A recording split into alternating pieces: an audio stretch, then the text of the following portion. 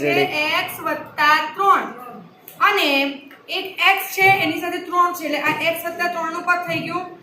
બીજી એક બહુપદી લીધી x + 2.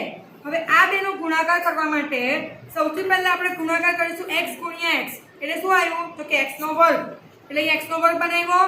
એના પછી x * 1 તો શું થાય ગુણાકાર x x * 1 x x * 1 x. હવે આવે છે 1 તો 1 * x x 1 * x x બધાનો ગુણાકાર કરો 1 * 1 1 1 * 1 1 1 * 1 1.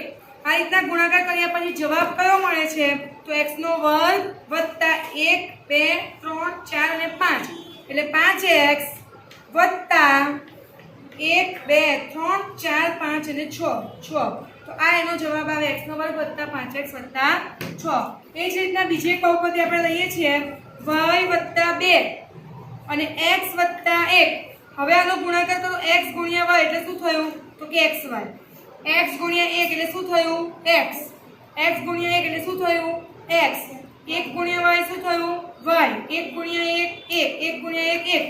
તો આ બે પદનો ગુણાકાર કયો મળશે તો x વત્તા 1 અને y વત્તા 2 નો ગુણાકાર xy વત્તા કેટલા x છે 2x વત્તા y વત્તા 1 2 એટલે કુલ 2. આ એનો જવાબ મળે છે. બરાબર થેન્ક યુ.